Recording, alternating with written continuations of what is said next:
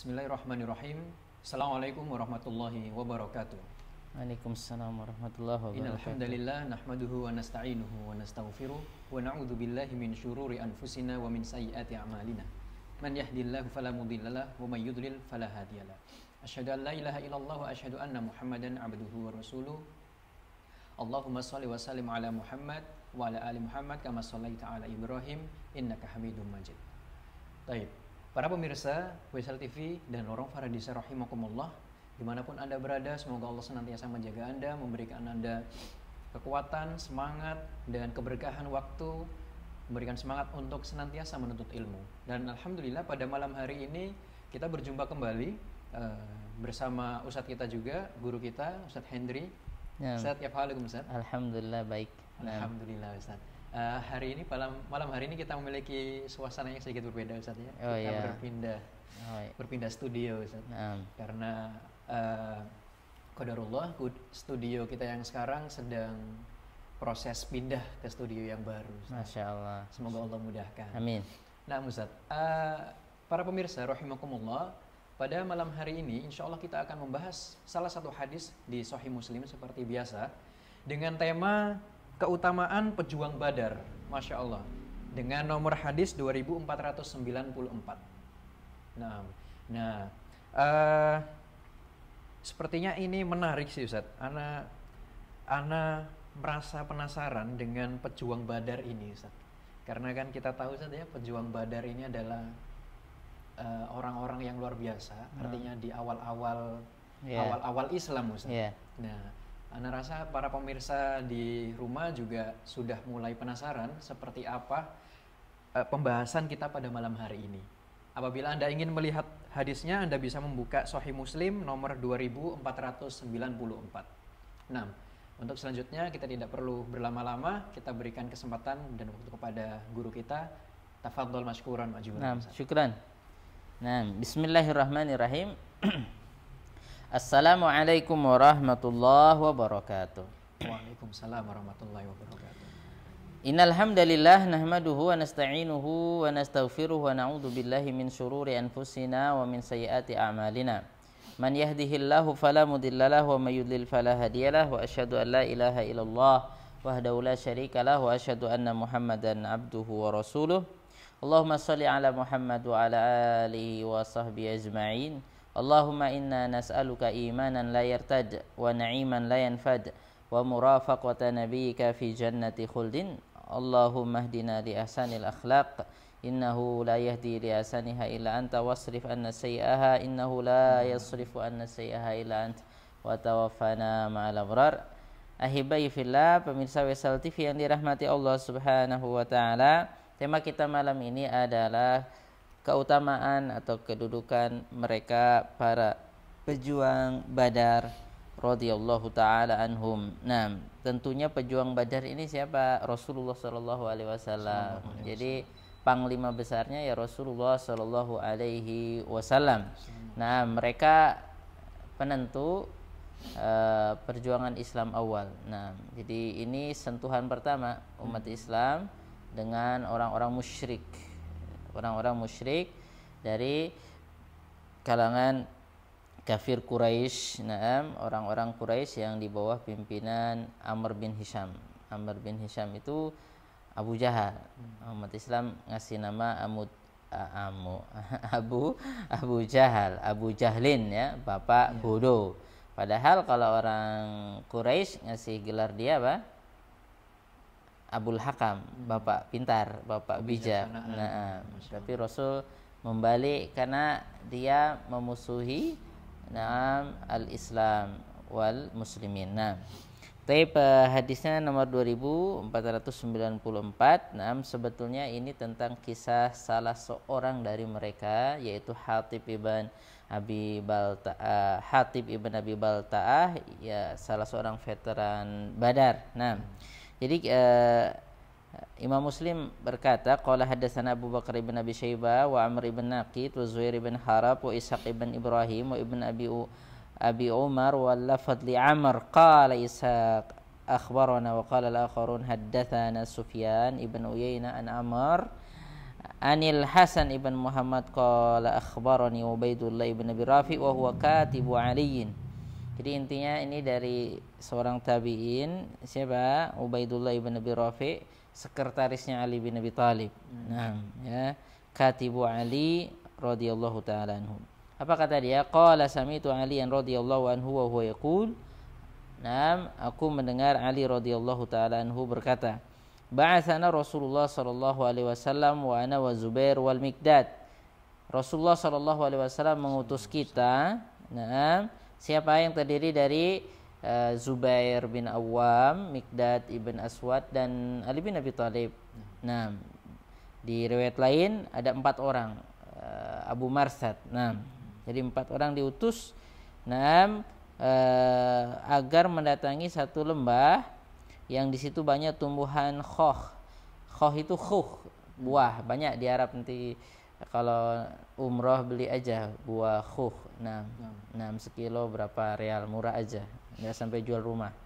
Nah, ya, kata Nabi, itu ni raudata khokh, coba datangi lembah khokh, di situ ada sesuatu.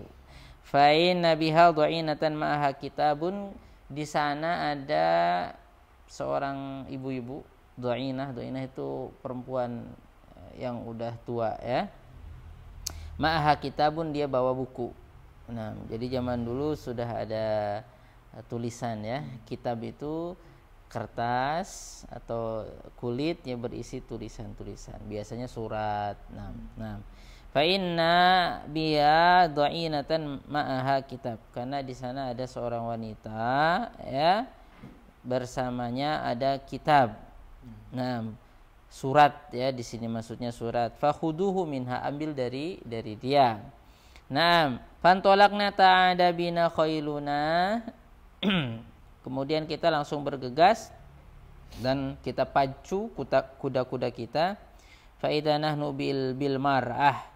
Tiba-tiba betul apa yang dikatakan Rasulullah itu betul. Jadi di sini kekuatan ya, kalau Rasulullah dibantu sama wahyu intelijennya. Ya, kalau kita bisa salah tangkap, ya enggak? Yes. salah sasaran. Nah, tapi Rasul sallam Allah Subhanahu wa taala dukung dengan wahyu sehingga apa yang dikatakan Rasul pasti betul. Ya enggak? Wa mayantiku anil hawa in huwa illa, bukan asumsi lagi. Nah, jadi kalau Rasul nyuruh begini, contohnya panjangkan janggut, itu perintah Allah Subhanahu wa taala, bukan mau-maunya Rasulullah sallallahu alaihi wasallam. Jangan diejek. Orang Arab juga. Bukan budaya orang Arab yang berjenggot. Orang Kazakhstan itu tebal-tebal janggutnya. Orang Bukhara, orang itu berarti wahyu dari Allah, kita benarkan saja, bukan untuk kita olok-olok ya. Nah, jadi apa yang disunahkan oleh Rasulullah, digariskan oleh Rasulullah, diperintahkan oleh Rasulullah itu kebaikan ya, dan itu perintah Allah Subhanahu wa taala agar kita mentaati Rasulullah. Nah, atiullah wa atiur rasul, seperti itu. Oke, ini ya. Jadi kemudian Rasulullah akhirnya mereka faida nahnu bil mar'a, betul ternyata ada seorang wanita. Faqulna akhrijil kitab, tanpa basa-basi langsung keluarkan bukunya, keluarkan catatannya. Nah, faqalat mama kitab. Ya, kata si ibu-ibu ini, enggak, aku enggak bawa. Oh, pokoknya aku enggak bawa. Saya enggak bawa apa-apa kok. Enggak ada, coba. Nah, oke, apa katanya? Faqulna la tukhrijannal kitab. Ayo keluarin. Pokoknya you harus keluarin catatannya, bukunya ya. Surat sebetulnya, surat. Nah, taib. Au latul qiyan nasyab, atau kamu nanti ditelanjangi. Takut juga kan perempuan digituin ya. Nah, karena walaupun di zaman itu zaman masih baru-baru keluar dari Islam ya, baru diselamatkan dari jahiliyah, wanita-wanita memang banyak wanita yang nggak bagus, tapi ya banyak juga wanita yang masih menjaga kehormatannya. Nah, sebagaimana kalau wanita-wanita merdeka ya, Kalau di zaman jahiliyah nggak mau berzina. Nah, jadi yang biasanya yang berzina itu budak-budak. Nah, gitu ya, karena kalau yang punya kehormatan tuh nggak mau. Nah, jadi cari jalan mulia. Nah, menikah bukan sifah ya. Nah, kalau kulihal diancam kalau enggak kita kamu lepas busananya. Ini gimana? Ada 4 laki-laki. Orang-orang kuat ya. Ini nih apa? Kemudian apa? Akhirnya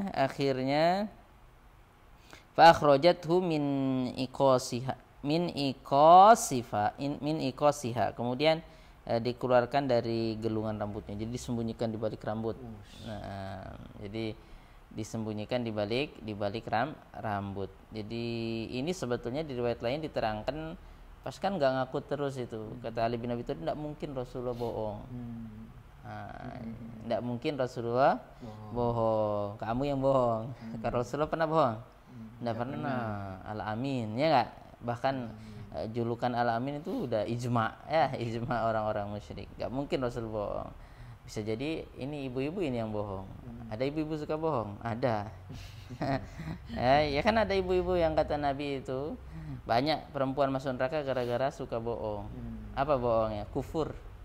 Ya, apa katanya kalau ngelihat sesuatu dari suaminya yang nggak disuka, padahal selama ini udah dikasih makan, sudah suaminya udah ngasih banyak, ketika melihat sesuatu yang dia nggak suka, dia langsung marah sama suaminya. Ma ra'aitu minka khairan qat, saya nggak pernah ngelihat kamu kebaikan sama sekali. Ini bohong nggak? Bohong. Orang udah lama hidup, belasan tahun. Iya itu puluhan tahun. Makanya jangan jadi ibu-ibu suka bohong kalau nggak mau disebut kufur ya, itu kata Nabi kufur. Nah, kufur nikmat. Nah, kayak itu ya sama ini bohong nih katanya, enggak ada enggak mungkin lah Rasulullah bohong, ibu-ibu ini yang bohong. Nah, kemudian akhirnya ngaku juga lama-lama ya, dikeluarkanlah dari gelungan rambutnya. Ya. Itu tadi. Iya. Nah, supaya enggak ketahuan ditaruh di sana. Fa'ataina bihi Rasulullah sallallahu alaihi wasallam, kemudian kita bawa ini ya surat ini ke Rasulullah sallam. Fa idza fihi, terus tertulis di situ ada tulisannya min Hatib ibn Abi Balta'ah, dari Hatib ibn Abi Balta'ah.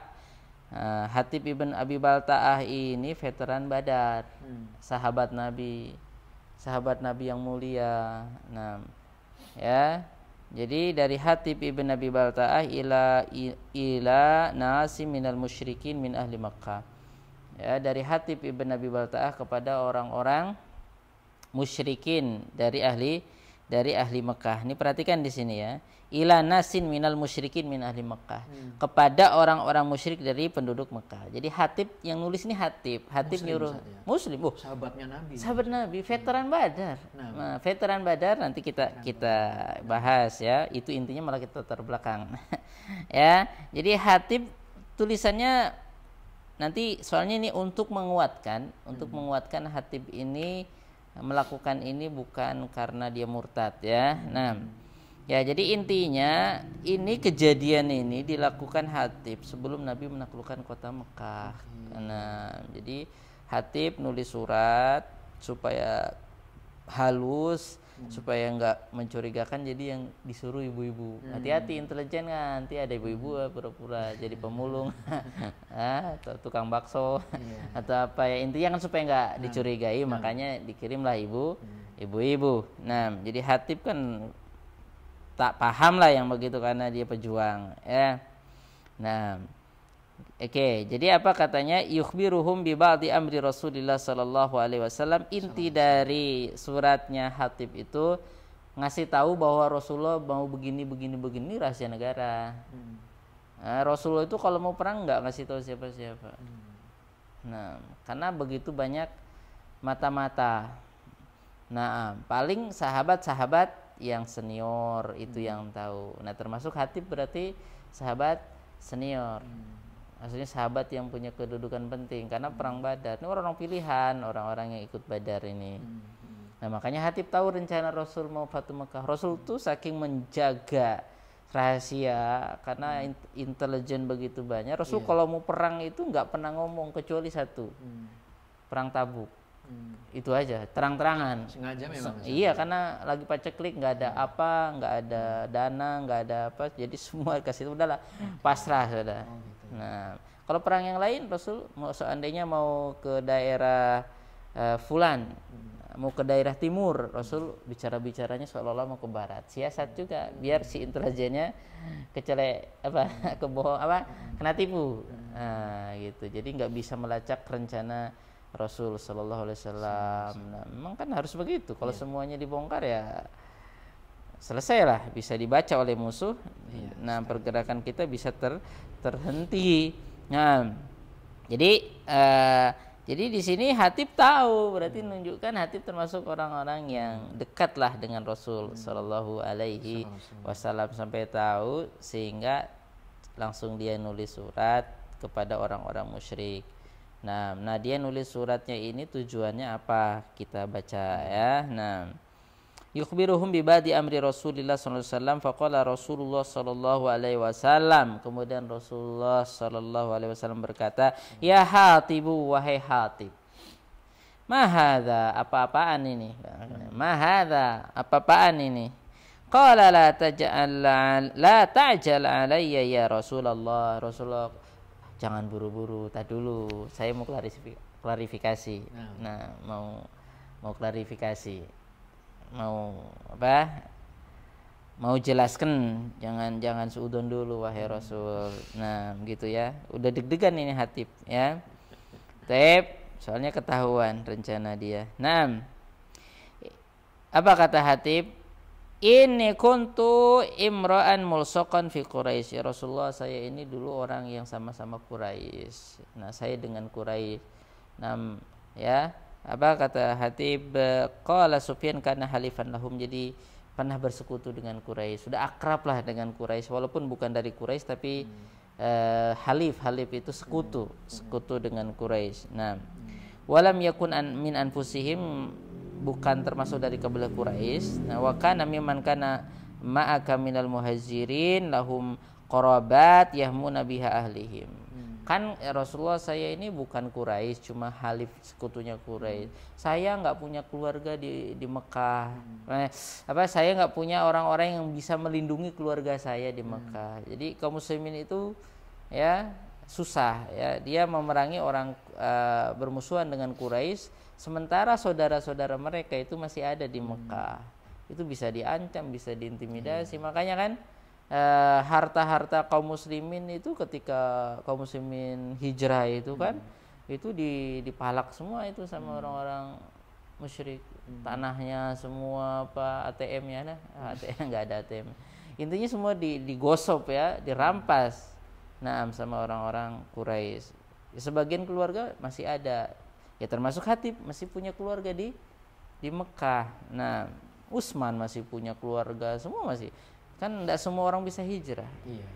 Ya, ibu-ibu ya, kakek-kakek, anak-anak kecil tidak bisa hijrah. Ya, kalau Umar bin Khattab membawa anaknya itu, siapa itu ya, Abdullah bin Umar itu masih kecil waktu diajak hijrah, sembunyi-sembunyi juga ya. Umar bin Khattab takut ketangkap, itu bertiga. Umar bin Khattab itu hijrah sembunyi-sembunyi bertiga ya. Umar bin Khattab dan dua temannya, satunya ketangkap lagi. Umar bin Khattab lolos. Nah, jadi Umar bin Khattab tuh hijrahnya sembunyi-sembunyi, bukan terang-terangan. Asar yang sahih, Umar bin Khattab seperti sahabat yang lain, sembunyi-sembunyi. Kalau biar Umar bin Khattab kuat, kalau dikeroyok ya selesai. Ya. Nah, ini ya, itu yang lebih sahih. Jadi Umar bin Khattab itu hijrahnya sembunyi-sembunyi juga.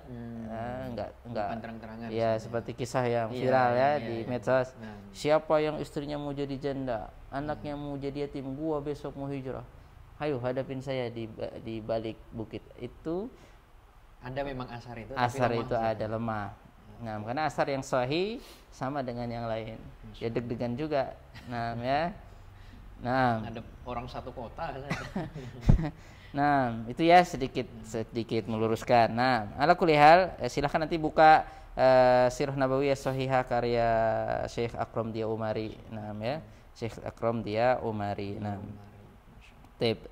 Oke, 2 jilid itu bukunya. Nah. Jadi intinya saya nggak punya kerabat siapa-siapa yang bisa melindungi keluarga saya. Kalau teman-teman yang lain, muhajirin yang lain masih ada saudara-saudaranya, walaupun sekufur-kufurnya mereka ya masih saudara lah ya. Masih ada yang peduli. Masih ada yang peduli. Nanti kalau pas Rasulullah datang terjadi kericuhan, namanya perang. Kalau perang itu kan Rasul mau menaklukkan Mekah ini. Jangan-jangan Quraisy nekat ngelawan, nanti pecah ya. Kan enggak ada yang nyelamatin anak kecil. Jadi saya cuma mau minta tolong sama musyrik, orang-orang musyrik ini. Makanya bahasanya ilal musyrikin juga.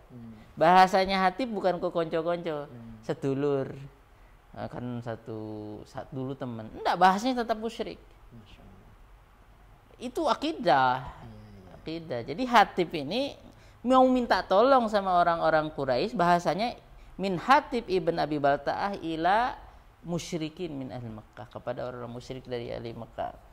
Nah, jadi nggak usah lah ngaku semua agama sama, musyrik aja. Ya tapi kita kalau memang dia nggak memerangi kita nggak boleh nyakiti dia. Kalau dia nggak ganggu kita, nggak boleh kita ganggu dia.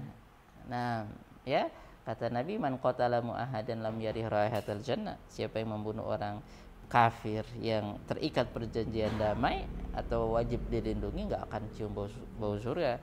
Nah, tapi ya jangan juga ini kan satu negara, satu keluarga, berarti semuanya masuk surga sama-sama. Oh, nggak bisa, dia beda sudah, lakum dinukum waliyadin. Nggak usah juga kita istilahnya, kalau bahasa kasarnya apa ya, nggak usah pakai bahasa kasar. ya demi menghormati, demi toleransi, udah sama kita, Tuhan kita sama-sama surga, udah kamu sama dengan muslim. Ya enggak bisa kita muslim, dia musyrik, non muslim, udah selesai. Nah, ya, oke, jadi Hatib itu, tapi ya karena dia terpaksa, gimana lagi, akhirnya nulis surat itu demi menyelamatkan keluarganya. Seperti itu ya. Apa kata Hatib? Naam, di sini walam af'alhu kufran wala irtidadan. Nah, jadi intinya dia minta tolong kepada orang-orang musyrik. Nah, kenapa dia minta tolong? Ngasih tahu dulu Rasulullah tanggal begini nanti akan menaklukkan kota Mekah gini. Nanti tolong keluarga saya dijaga lah, nanti diselamatin, diungsikan begini. Nah itu memang dalam perjuangan itu banyak ujian ya. Hatib itu pejuang Islam, rela ninggalkan keluarga demi iya, ditinggalkan keluarganya kan, kerabatnya ditinggal demi apa? Demi membela Rasulullah Sallallahu Alaihi Wasallam, demi hijrah, ilallah wa rasulihi. Nah, tapi dia ya terkadang juga ingat punya keluarga begitu. Nah, ini ujian. Akhirnya dia salah bersikap di sini. Ini Hatib salah bertindak. Makanya Allah tegur Hatib lewat firman-Nya, ya ayyuhalladzina amanu la tattakhidhu aduwwi wa aduwakum auliya. Wahai orang-orang yang beriman, jangan jadikan musuhku dan musuh kamu teman sebagai teman. Kalau dia mau musuh Islam, merangi Islam, jangan kita jadikan teman. Kita minta tolong sama dia, wes bahaya. Udah tahu musuh, kita kasih tahu acara kita, selesai. Makanya mimpi baik aja, mimpi baik itu jangan sembarangan kita ceritakan ke orang. Nabi melarang. Ceritakan saja ke orang yang kemungkinannya hatinya bersih, enggak hasad. Antum cerita-cerita mimpi nikah lagi, ada teman antum hasad, iya, nanti dicari-cari, digagalkan rencana antum. Kayak kasus korupsi aja mau digagalkan. Loh, ada sebagian orang itu enggak tahan lihat orang senang. Dia ngeliat orang senang tuh mati. Bukan mati, sedih gitu. Ada. Makanya jangan. Makanya ini juga, kalau Anda bahagia nggak mesti di share, minta like and share. Bahagia alhamdulillah, bersyukur sama. Karena enggak, ya itu nanti bisa kena ain. Ya. kena akibat orang-orang hasad. Nah, kita jangan bantu orang akhirnya berbuat hasad sama kita dengan kita istilahnya berlebihan. Nah, boleh kita mengatakan ini dapat, alhamdulillah nih dapat gaji sekian, 10 juta setengah bulan. Nanti kasihan kan di hadapan orang-orang yang gajinya sedikit, pamer gaji, pamer ATM, pamer apalah begitu, ya kan kesian. Nanti ada orang, minimal juga orang nanti kesian, sedih, atau ya itulah nanti ada orang hasad. Kalau terjadi sesuatu yang rugi ya dia juga. Ya contohnya ada perempuan ya bening, putih, mulus, ya nggak mesti bentuk bersyukur, nggak mesti dilihatkan ke laki-laki yang bukan mahram. Nanti kalau ada terjadi sesuatu sama dia, siapa yang rugi? Nah, kan dia juga yang rugi. Jadi bersyukur tuh nggak mesti harus di-share. 100 ya ada nanti kadang-kadang selama nggak bertentangan dengan syariat. Nah, ya mukanya cantik sayang lah kalau nggak di foto, atau kalau saya nggak ada yang ngirim surat sama dia. Kalau zaman dulu surat-suratan. Ya nggak begitu. Bahkan itu ujian dari Allah Subhanahu wa taala. Nah, ini kayak ini ya. Hatib itu satu sisi dia itu ingat dulu pejuang, bahkan rela tinggalkan keluarganya demi berjuang, bahkan dia bisa mati di tengah jalan ketika hijrah, ketika jihad. Ya, tapi sekarang kadang-kadang yaitu iman lagi lemah, kepikir akhirnya melakukan hal yang bertabrakan dengan tujuan perjuangan.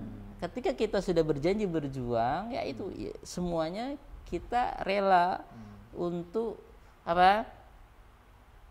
jual kepada Allah Subhanahu wa taala. Nah, jadi jangan sampai justru membatalkan inti perjuangan itu. Nah, ini ketika ngasih tahu orang musyrik bahwa Nabi Muhammad ini bukan berhubungan dengan dia, ini berhubungan dengan keselamatan negara, ini berhubungan dengan hajat hidup kaum muslimin. Kalau kaum muslimin gagal, kalau kaum muslimin nanti rencananya digagalkan sama musyrik, apa selesai.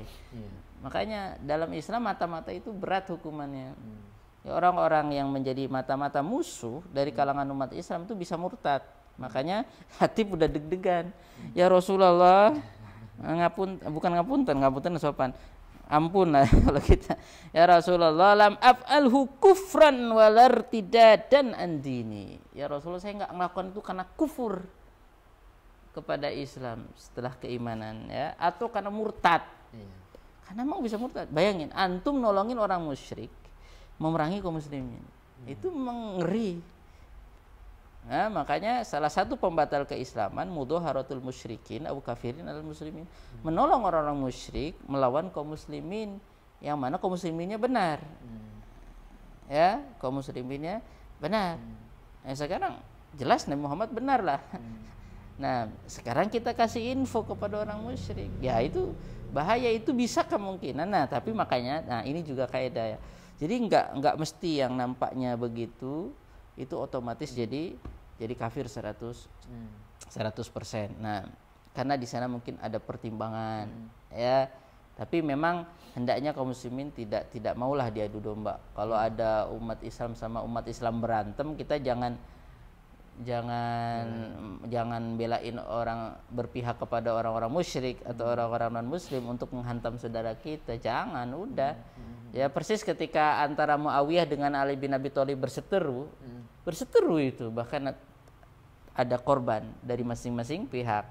Tiba-tiba datang Romawi, ya, datang kepada Muawiyah, Muawiyah, kadia sini, mau nggak kamu saya bantuin, kita sikat aja si Ali bin Abi Thalib. Nah, padahal kan kalau kita kita musuhan nih, kita dapat sokongan dari si A-nya itu musuh memerangi Islam. Iya, memerangi Islam. Kita mungkin kalau kalap lupa kan, kesempatan kan, karena lagi benci, semua jalan kita tempuh untuk menghabisi. Ini enggak, Muawiyah masih eling, sadar. Apa kata Muawiyah, ente menang. Campuran ente menang. Diem aja. You diem. Ini urusan kita.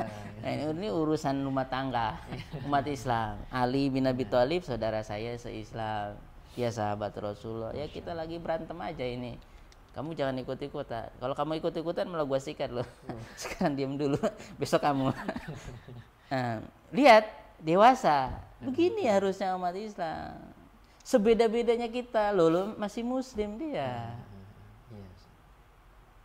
Masih muslim, jangan malahan kita hantam dia, apalagi kita pakai tangan orang musuh Islam untuk menghantam saudara kita, ini parah. Nah, seperti itu. Nah, ya, Hatib dohirnya seperti itu, seolah-olah Hatib itu kayak mau membantuin orang musyrik. Hatib seolah-olah mau bantu orang musyrik, ngasih membocorkan rahasia negara. Tapi apa? Hati menjelaskan, saya itu khilaf. Saya itu saking kasihan sama, sudah kangen mungkin keluarga atau kerabat. Ya. Jadi khawatir kalau terjadi yang enggak sama saudara saya pas Fatu Mekah nanti.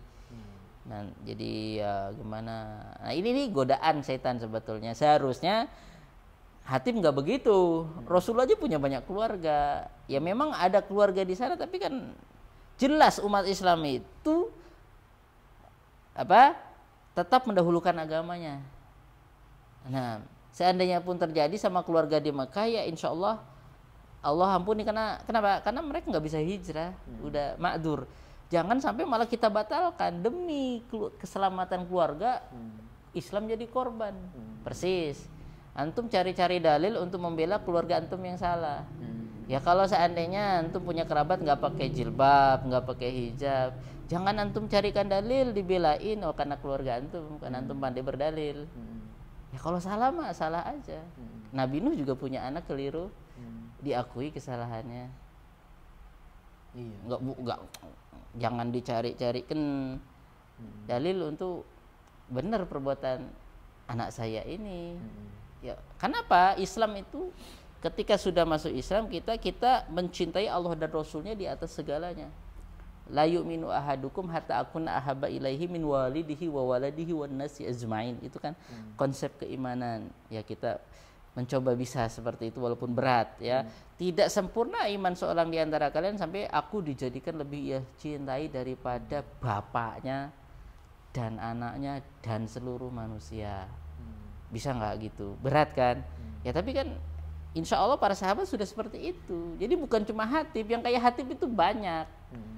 Nah, udah. Jadi jangan malahan untuk kepentingan keluarga kita korbankan umat Islam atau agama ini. Makan hidup kita itu inna sholati wa nusuki wa mahyaya wa mamati lillahi rabbil alamin. Salatku, ya ibadahku, hidupku, matiku itu lillah, untuk Allah. Nah, sebagaimana ada orang rela mati bela komandannya, rela mati bela bosnya, ya. Bodyguard tuh rela mati duluan ya. Dibayar berapa itu? Ya lumayan lah ya. Makanya dia rela jaga, ya enggak? Ya enggak? Iya, rela. Kenapa? Karena setia. Rela mati demi menjaga yang dia kliennya ini. Iya, kliennya. Nah, ya sama. Sahabat rela berkorban semuanya untuk menegakkan agama Allah, bukan aib. Jangan dibilang oh itu radikal. Semua manusia itu akan membela apa yang dia cintai. Ada pemuda bela pasangannya padahal pasangan gak sah, rela mati. Ya enggak? Ya enggak? Iya. Bahkan rela gaya-gayaan gitu ya, rela gaya-gayaan demi dilihat sang kekasih atau apa, tahu-tahu tabrakan atau apa, demi dapat penghargaan dari orang yang kita cintai, kan kadang-kadang rela mati, ya. Nah, jadi memang begitulah. Nah, supaya kita nggak sia-sia, kalau penghargaan manusia ada habisnya, ya nggak? Bahkan bisa dicabut itu penghargaannya, ijazah aja bisa dicabut kembali, ya nggak? Nah, tapi kalau dari Allah Subhanahu Wa Taala itu kan inti dari kehidupan kita. Jadi keridhaan Allah itu intinya. Jadi ridha Allah itu segala-galanya. Jadi jangan disalahkan, dan memang Itu yang harus kita cari, ridho Allah bukan ridho manusia. Jadi yang kayak Hatib itu banyak. Nah di sini ketika Hatib berkata seperti ini, Rasulullah langsung membenarkan sedekah. Betul, iya. Ini di hadapan sahabat. Rasulullah membenarkan Hatib ibn Abi Balta'ah. Kenapa? Karena Hatib sudah teruji. Ya, dia rela tinggalkan keluarganya, bahkan rela mati di perang Badar. Ya, bahkan selama ini keluarganya dia tinggal, mungkin nggak ngasih makan, nggak ngasih nafkah juga kan, susah. Nah, ya mungkin ngirim tapi kita nggak tahu bagaimana. Tapi intinya Hatib sudah teruji lah, dia berjuang untuk Islam. Wabil khusus di perang Badar. Perang Badar itu penentuan arah sejarah umat Islam. Dan di sini Rasulullah bangga dengan orang-orang Badar. Kenapa? Karena perjumpaan awal, fighting awal dengan musyrik menang, padahal 300 lawan 1000.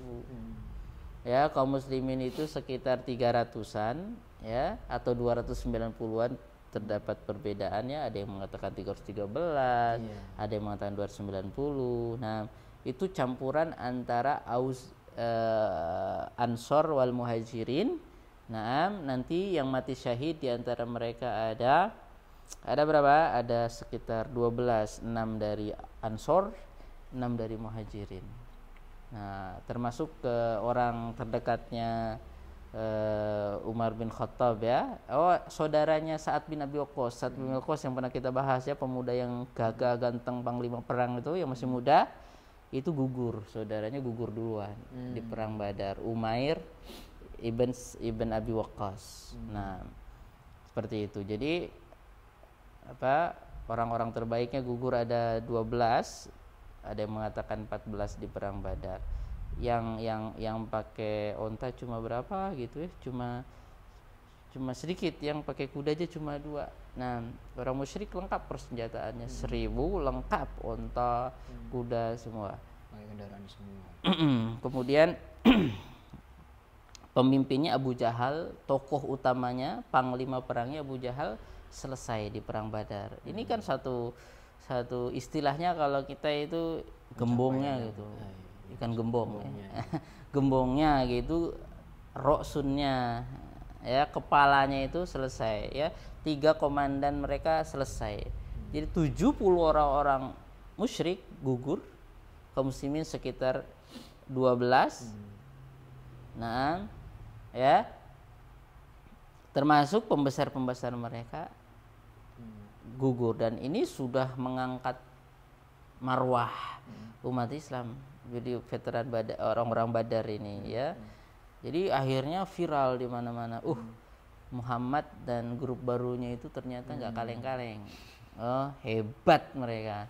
Quraisy saja ditekuk ya. Berapa 4-0. 70 mati dari kalangan Quraisy ya, termasuk pembesarnya Abu Jahal. Nah, Abu Jahal itu kan tokohnya, dia itu kuncinya. Ketika Abu Jahal selesai, agak lemah pergerakan orang-orang Quraisy, agak lemah ya. Jadi ya, Abu Jahal itu yang mengeksekusi 2 orang dari kalangan Ansor. Itu anak muda yang punya semangat membela Rasulullah SAW. Itu namanya Muawidh ibn Afra. Dan ini gugur. Sama Amr bin Jamuh. Amr bin Jamuh itu ketika dia menimpas Abu Jahal kena betisnya, kemudian anaknya Abu Jahal, Ikrimah, belum masuk Islam waktu itu ya, balas, kemudian ditimpas tangannya sehingga tangannya udah melepas. Udah melepas, akhirnya dia menjauh, susah kan dilepas begini, aja diinjek pakai kaki, diputul tangannya, daripada jadi beban. Makanya orang-orang di Badar ini luar biasa ya. Pokoknya ini kan kisahnya gini, ketika Abdurrahman bin Auf lagi berdiri, datang 2 orang ini orang Ansor semua, kan enggak kenal sama Abu Jahal itu singentio. Rupanya itu yang mana, Abu Jahal ganteng atau gimana ya. Kok kita denger gini kan ngomong ke Abdurrahman bin Auf, ya Abdurrahman bin Auf termasuk yang di Badar ya. Ya Ami, wahai paman, mana sih yang namanya Abu Jahal itu? Emang ada apa? Kita dengar ini gembongnya yang suka menjadi kunci kejelekan, suka jelek-jelekan Nabi Muhammad. Jangan macam-macam. Padahal orang Ansor ini bukan muhajirin, bukan pemuda muhajirin. Kalau pemuda muhajirin kan tahu lah, minimal dengar dari bapaknya Abu Jahal gini. Ini enggak orang baru. Tapi karena memang diajarin sama bapaknya, sama ibunya, ya, sama orang-orang Ansor untuk kita membela Rasulullah SAW, menegakkan agama Allah, akhirnya masuk hati mereka. Akhirnya pas perang Badar, mereka anak-anak muda datang ke Abdurrahman, mana sih Abu Jahal? Emang kamu ngapain? Ya kita mau selesaikan dia. Nah, jadi gembongnya itu selesainya sama anak muda yang punya semangat, walaupun mereka gugur ya, sebagian Muawid ibn Afra ya, Muawid ibn Afra. Nah, sama saudaranya itu dua-duanya gugur. Ini dua saudara ini, termasuk yang 12 ini dari karangan Ansor ya. Nah, Muawid dan satunya siapa tuh saudaranya, ya Allah lupa. Nah, Taib, kalau yang tadi Amr itu dua yang membunuh, tapi Muawid ini gugur sama saudaranya. Ini sepasang adik kakak, adik kandung, gugur anak muda di perang Badar. Nah, nanti ke depan bagusnya kita kumpulkan nama-nama veteran Badar berdasarkan penelitian sejarah ulama-ulama Islam. Harusnya kita tahu. Masya Allah. Perlu. Nah, menarik. Itu revolusi itu. Nah, betul-betul perubahan cepat. Biar kita tahu yang gugur 12 orang itu siapa aja. Nah, terus sisanya itu siapa yang ikut. Biar kita nanti menghormati. Menghormati tapi tidak mengkultuskan tentunya ya. Nah, ya jadi kita tahu hak mereka. Itu senior umat Islam. Ya, itu bukan orang biasa, mereka orang luar biasa. Nah, yang Allah pilih di awal-awal Islam ini, mereka adalah senior umat Islam yang harusnya adik-adik kita ya nanti tahulah, walaupun nggak hafal nggak apa-apa, tapi tahu ini loh apa namanya, seperti kan masih bisa dilacak soalnya nggak banyak 300. Jadi buku itu para ahli itu masih bisa mendetek ya. Nah, jadi minimal yang bisa diketahui ya kita ajarkan sama anak-anak muda seperti itu. Orang yang melupakan sejarah nggak bagus kan katanya apa, jas merah atau iya jas merah. Jangan lupakan sejarah dan dakwah. Nah, ya kalau kita nggak, ini penting. Belum ada memang bukunya Ustaz ya. Ya kita kumpulkan khusus dari Bidayah wa Nihayah. Kan ulama-ulama sejarah kayak Ibnu Katsir sudah mencoba diteliti semua ini fulan, bahkan dari kabilah Quraisy. Contohnya yang dari keluarganya Umar bin Khattab itu ada Mihja Maula Umar bin Khattab. Maula itu budaknya Umar bin Khattab, itu gugur. Umarnya nggak gugur, budaknya gugur. Jadi udah dikumpulkan sebenarnya sama Ibnu Katsir. Nah, tapi masih dan ulama Ibnu apa namanya? Kita alih bahasakan lah minimal. Nah, ya teman-teman yang suka nulis buku, ayolah. Kayaknya sudah ada sih, mungkin sudah ada. Nah, ala kulihal, tapi nggak apa-apa. Maksudnya minimal lah adik-adik kita kenalkan 5 orangnya apa segala gini, biar tahu sejarah apa pendahulu mereka. Nah, ya jadi kemudian di sini ya, ketika Rasulullah mengatakan sodaqah, betul si Hatib ini betul. Umar bin Khattab marah. Faqala Umaru da'ni ya Rasulullah adrib unuqa hadal munafik. Wahai Rasulullah, izinkan saya untuk penggal nih leher munafik. Padahal teman akrab tadinya. Bayangin teman akrab tiba-tiba tak penggal.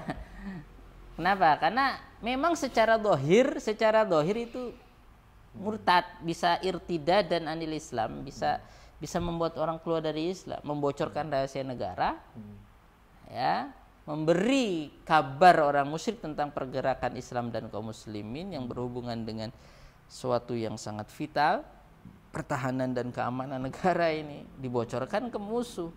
Ini jasus ya, jasus itu mata-mata. Ya persis lah ketika Belanda datang ke Indonesia itu justru yang berkhianat sebagian pribumi. Iya. Ya enggak? Kan ada tentara. Iya, jadi tentara-tentara tuh dikasih tahu nyumputnya di sini. Ada tentara nyamar. Kenapa? Karena dia kerja sama Jenderal Sudirman, dicari-cari. Nanti kan kerja sama yang berkhianat orang Islam sendiri atau orang bangsa kita sendiri yang berkhianat ngasih, oh itu TNI ada di sana, ada di sana, ada di sana. Ya ketahuan kan akhirnya. Nah, makanya harus, nah ini berbahaya sekali, sangat berbahaya. Makanya waktu resolusi jihad 11 November ya, Hasyim Asy'ari, nah itu kan salah satunya pihak yang menyatu dengan Belanda keluar dari Islam. Nah, jelas sekarang antara umat Islam dengan makanya nanti tentara-tentara sekutu, nah yang itu nanti diboncengin tentunya, itu kan sebagainya orang-orang India, Pakistan. Nah, jadi kan ketika Inggris menduduki India itu kan di sana ada umat Islamnya juga, ya. Jadi itu dibawa, nggak tahu menau, pokoknya diajak ke Indonesia atas nama sekutu menakluk mau membereskan orang Surabaya. Pas sampai Surabaya bingung, loh ini kok Allahu Akbar, koncore, sama-sama takbir. Akhirnya mereka keluar dari tentara sekutu memihak umat Islam. Itu bagus. Itu bagus. Jadi nggak tahu ini tadi tentara yang dari Pakistan ini. Iya, kayaknya namanya nggak informasi nggak kayak sekarang. Provokasi. Nah, ya makanya umat Islam itu gimana ya, harus pinter lah ya. Nah, kita itu kerjasama dengan orang non Muslim boleh, tapi bukan untuk menghabisi umat Islam. Silahkan bagaimana cara gali batu bara yang baik dan benar. Nah, ya tapi kita nanti juga tahu caranya, bukan untuk kita serahkan kepada mereka 100%. Nah, intinya seperti itu. Jadi Umar bin Khattab marah karena memang dohirnya kufur. Tapi apa? Rasulullah membela Hatib ibn Abi Balta'ah. Nah, faqala innahu qad syahida badran. Wahai Umar, kamu enggak tahu dia itu veteran Badar. Wa ma yudrika la Allah, dan kamu enggak tahu bahwa Allah Subhanahu wa taala ittala ala ahli Badrin, sudah melihat orang-orang yang berjuang di Badar, tahu hati-hati mereka. Nah, ya. Faqala i'malu, beramalah, ma syi'tum faqad ghafartu lakum. Sungguh aku telah ampuni bagi kalian. Jadi ini sebetulnya sih rekomendasi khusus untuk ahli Badar dari Allah Subhanahu wa taala lewat Rasulullah. Hatib itu kesalahannya udah parah sebetulnya. Tapi karena dia veteran Badar, nah terus ada alasan yang dibenarkan oleh hakim waktu itu Rasulullah ketika menilai Hatib ini jujur, dia bukan murtad. Kan nanti soalnya ada juga yang begitu karena memang nggak suka sama Islam, dia mantan Islam bergabung dengan orang-orang non Muslim menghancurkan Islam, itu murtad. Nanti makanya siap yang menghukum ini dihukum, yang menetapkan ini dihukum atau nggak dihukum ya amir, pemimpin waktu itu. Makanya pemimpin juga harus bijak. Nah seperti itu. Rasulullah melihat Hatib betul. Nah terus dilihat, ditimbang lagi, Hatib veteran Badar, jasanya udah nggak usah ditanya. Nah ya dia khilaf di sini karena aslinya sendiri di Badar dia udah siap berkorban segalanya untuk membela Islam. Nah jadi Allah Subhanahu wa taala sebutkan tentang Badar, Yaumul Furqan ya, hari pembeda. Nah itu pertemuan pertama umat Islam dalam skala jihad berhadap-hadapan satu dengan yang lain. Allah juga terangkan tentang mereka ya, walaqad nasarakumullahu bi badrin. Wa antum adillah. Fattaqullah la'allakum tashkurun. Sungguh Allah telah menolong kalian padahal kalian waktu itu sedikit. Jadi memang subhanallah, bayangin 1000 lengkap senjata ngelawan 300 yang kuda cuma 2, unta cuma berapa, nyeker. Bayangin 1000 lawan 300, menang yang 300. Terus tokoh-tokoh mereka, pembesar-pembesarnya selesai di Badar. 70 dari mereka ditawan. Nah, jadi ini betul-betul pertolongan Allah Subhanahu wa taala. Tetapi ada sebabnya. Siapa? Orang-orang yang berani itu, yang 300 itu. 300 tapi karena berpikir besar, ya, ngelihat 1000 kayak dikit. Ya, kenapa? Karena keimanan yang ada di hati mereka. Jadi Badar, ya. Nah, jadi veteran Badar itu luar biasa. Nah, apalagi ya termasuk Abu Bakar, Umar, ini Badar. Masa kita kafirkan Abu Bakar, Umar? Ada nggak orang yang mengkafirkan Abu? Ada sampai sekarang. Bahkan memaki-maki Abu Bakar dan Umar. Jelas-jelas veteran Badar. Nah, seperti itu. Jadi termasuk Sa'labah itu, ya. Sa'labah yang ada kisah palsunya. Ya, karena pas sudah kaya jadi nggak sholat berjamaah lagi. Kisah Sa'labah itu banyak itu. Itu veteran Badar. Iya. Iya kan, sering itu viral itu. Makanya kita hati-hati juga. Yang benar bagaimana, Ustaz? Nah, biasa dia sahabat Nabi, veteran Badar udah cukup. Dan itu kisah tentang itu nggak bisa dipertanggungjawabkan. Dan membatalkan kisah itu karena dia veteran Badar. Nah, ya makanya salah satu untuk mengukur ketika terjadi perselisihan antara Muawiyah dengan Ali, bahwa Ali yang benar, Muawiyah salah ijtihadnya. Itu kenapa? Karena veteran-veteran Badar banyak di grup Ali. Ya karena memang secara memang Ali yang berhak, karena dia yang dibaiat, Muawiyah beristihad. Niatnya bagus juga. Pokoknya yang membunuh Utsman serahkan, harus cepat ditegakkan keadilan. Dia membunuh Utsman bin Affan, jangan ditunda-tunda. Nah, seperti itu, ya. Jadi istihad. Nah, jadi kenapa veteran Badar ada di grup Ali bin Abi Thalib? Nah, ala kulli hal, jadi orang-orang yang berjuang di perang Badar itu orang-orang yang Allah tolong. Orang-orang yang Allah tolong berarti orang-orang yang baik, kan? Na'am, walaqad nasarakumullah bi Badrin wa antum adillah. Mereka itu orang yang ditolong oleh Allah. Nah, Hatib juga ditolong oleh Allah. Kenapa? Karena mereka menolong Allah. Nah, in tansurullaha yansurkum. Apabila kalian menolong Allah, Allah akan tolong kalian. Oh, Allah perlu ditolong. Allah perlu dibela. Allah itu kan tidak lemah. Loh, kita itu menolong Allah bukan Allah perlu kita. Sama sekali tidak.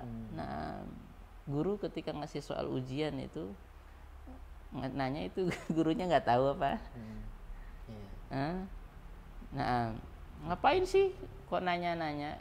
Udah tahu sendiri kok nanya lah. Itu kan untuk kebaikan kamu sendiri, untuk supaya kamu naik tingkat. Ya nggak? Setiap karateka aja katanya kalau mau naik dari sabuk putih ke sabuk apa? Sabuk putih apa habis sabuk putih? Coklat, hitam. Habis itu apa? Nggak tahu. Nggak ada warnanya. Nah, itu kan perlu ada ujiannya dulu nggak? Iya nggak? Iya kan, ada ujian-ujiannya. Antum naik semester 1 mau ujian, mau lulus S1 ada ujiannya. Ada ya, ada penelitian akhir lah, ada pengabdian masyarakat, macam-macam. Ya, itu untuk kita sendiri. Ketika kita beramal soleh, ketika Allah perintahkan tolong agama, itu sebutnya sebagai bentuk pemuliaan. Allah saking memuliakan hamba-hambanya, kamu tuh nolong Allah. Padahal bukan itu, itu supaya kamu giat amal soleh kamu banyak, Allah muliakan. Bukan Allah perlu pertolongan kita. Nah, seperti itu. Jadi untuk tahu bahwa kita itu betul-betul mencintai Allah, atau kita berpura-pura dibalik Allah nggak usah dibela, tapi kita aslinya memang nggak mau membela, nggak mau membela agama Allah, atau nggak mau membela syariat Islam itu sendiri untuk kebaikan kita sendiri. Nah, seperti itu. Nah, jadi veteran Badar ya, dari 300 orang itu nanti ini sebagai pancingan. Jadi nanti bapak-bapak, ibu-ibu ya, dilacak namanya, ajarkanlah, dikenalkan sama adik-adik kita, sambil juga mengenal pahlawan nasional, enggak apa-apa. Iya. Tapi pahlawan ini harus di kita ketahui malahan lebih utama. Ya, jadi kita harus tahu, sebagaimana kita tahu siapa guru kita, ya enggak, guru-guru kita siapa saja. Nah, ya, orang-orang yang telah berbuat baik sama kita, kita doakan. Nah, ini orang yang menentukan dengan izin Allah Subhanahu wa taala, orang-orang yang Allah pakai untuk menegakkan Islam di awal-awal. Nah, sebagian mereka gugur ya. 12 orang tadi itu kisahnya heroik sekali ya, sampai tangannya dia injak sama kakinya sampai terlepas, demi apa? Demi terus melangkah untuk menegakkan agama Allah Subhanahu wa taala. Jadi mereka adalah orang-orang mulia. Mari kita baca sejarah mereka. Nah, karena dengan membaca kita jadi mengetahui soal mereka punya kesalahan, punya kesilafan, ya mereka juga manusia. Tetapi ingat, kebaikan mereka sangat banyak. Ini kaidah umum sebetulnya ya. Semua sahabat itu manusia, mereka punya kesalahan. Tetapi tugas kita bukan mencaci mereka, menjelekan mereka, tetapi kita yang datang belakangan itu mengucapkan Rabbana fir lana wa li ikhwanina alladziina sabaquna bil iman wa la taj'al fi qulubina ghillal lil ladziina amanu rabbana innaka raufur rahim. Ya Allah, kita yang belakangan ini tugasnya, ya Allah, ampuni senior-senior kami yang sudah mendahului kami, dan jangan jadikan dada kami itu sempit, iri, malas benci sama senior. Kan ada perasaan gitu. Kadang-kadang juga ada malahan murid nggak terima kasih sama gurunya ketika dia udah pinter, udah jagoan, gurunya mungkin dihinakan, direndahkan, ya nggak, dihina, nggak begitu. Nah, ya jadi senior itu tetap harus kita hormati. Kata Nabi, laisa minna man lam yarham sogirona wa lam ya'rif haqqo kabirina. Bukan dari kami orang yang enggak menyayangi yang muda enggak tahu hak yang senior. Nah, ini bagian dari itu sebetulnya. Insya Allah kalau ini betul-betul kita praktekkan, kita sudah mengamalkan lah. Nah, wasiat Nabi. Terus pesannya intinya, jadi umat Islam itu harus pemberani, sebagaimana pada pejuang Badar. Nah, terus supaya apa ya? Supaya kita ditolong oleh Allah. Kalau kita penakut ya nggak ditolong oleh Allah. Nabi saja sebelum assalamualaikum itu doanya, Allahumma inni a'udzubika minal jubni wal bukhl. Ya Allah, aku berlindung dari penakut dan seke, pedit. Nabi itu berlindung karena ini membahayakan. Kalau umat Islam nggak berani, tapi berani yang benar ya, berani tapi harus berhikmah. Jangan berani toh nggak punya hikmah, bahaya seperti itu ya. Nah, jadi itu ya pesannya. Kemudian sesoleh-solehnya manusia, nah itu ya punya kekeliruan, hendaknya kita cari uzur buat dia. Nah, kalau memang itu masalahnya pelik, susah, kita kembalikan kepada yang berkompeten untuk memutuskannya, sebagaimana kasus Hatib ini. Nah, ya, karena kasus besar, imam lah yang memutuskan.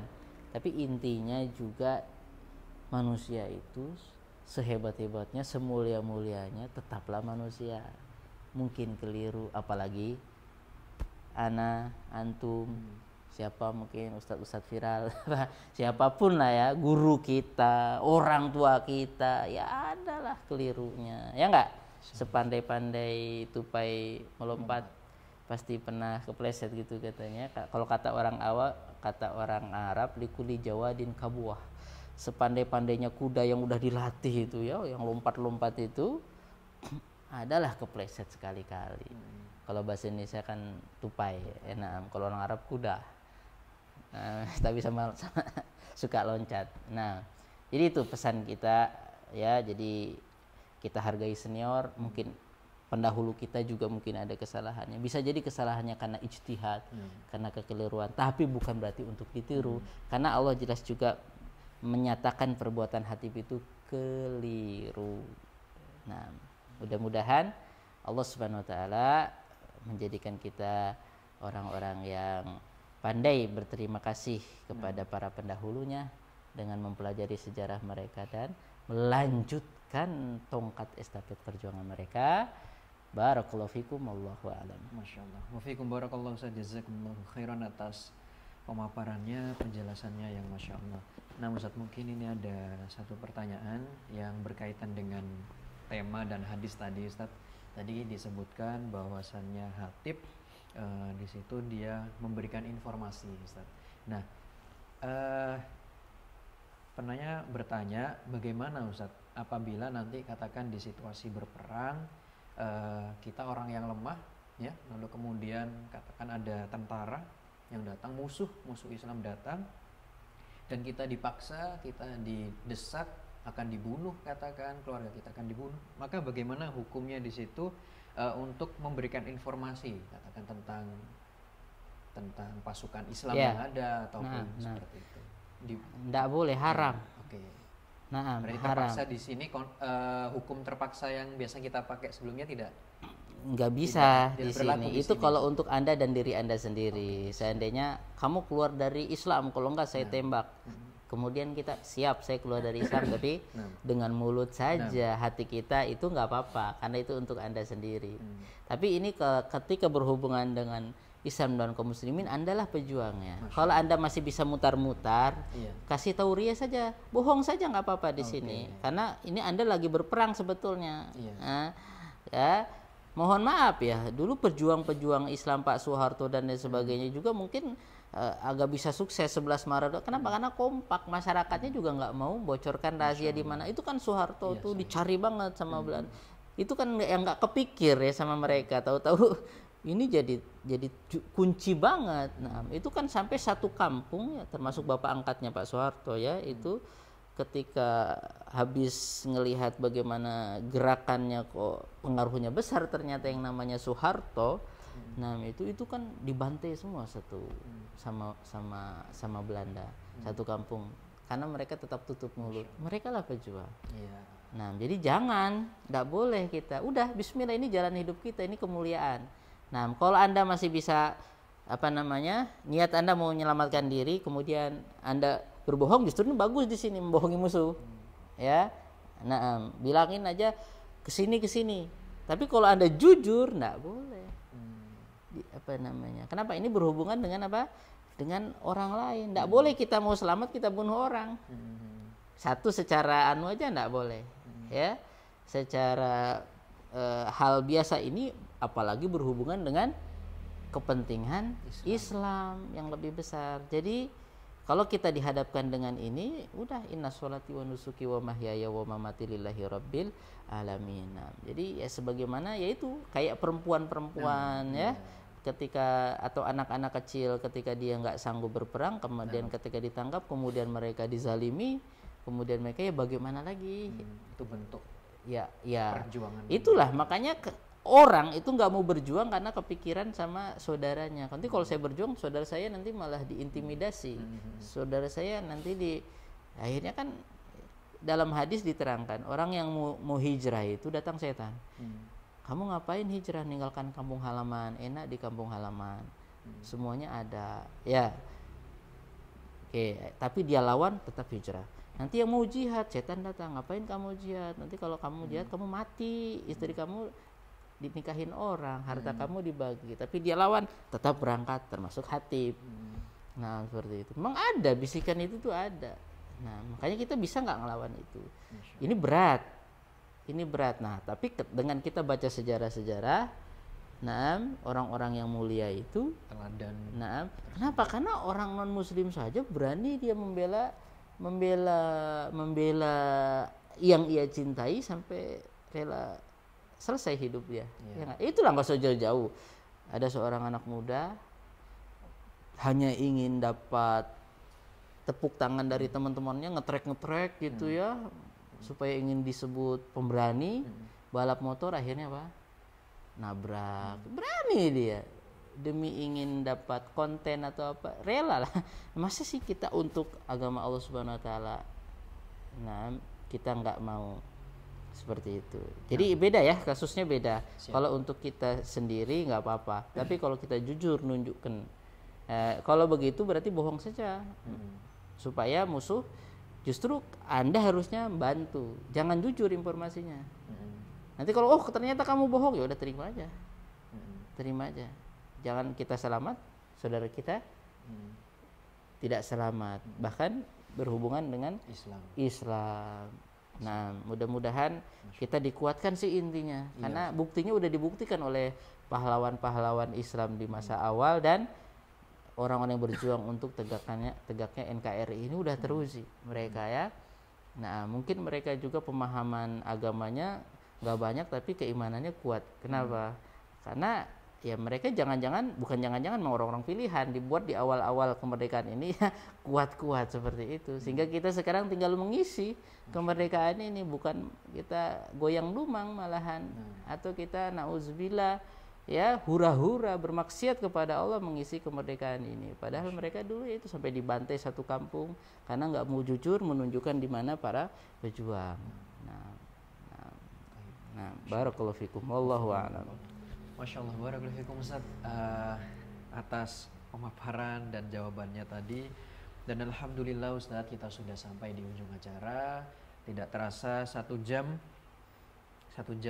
lebih sedikit kita sudah lalui.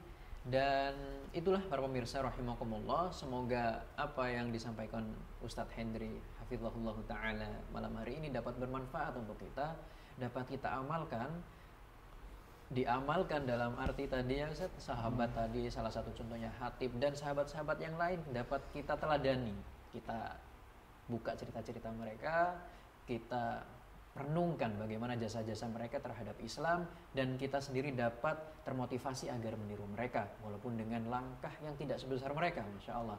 Nah, itulah para pemirsa rahimakumullah, semoga kita tetap istiqomah menuntut ilmu, dan kita dapat berjumpa lagi di pekan depan malam Selasa seperti biasanya bersama Ustadz kita, Ustadz Hendry hafizahullah ta'ala, di channel Wesal TV dan Lorong Faradisa. Apabila Anda belum melihat tayangan-tayangan sebelumnya, Anda bisa melihat di channel YouTube Lorong Faradisa atau Wesal TV. Tapi kita tutup dengan doa kafaratul majelis. Subhanallahumma bihamdik, asyhadu an la ilaha illa anta, astaghfiruka wa atubu ilaik. Akhirul kalam, assalamualaikum warahmatullahi wabarakatuh. Waalaikumsalam.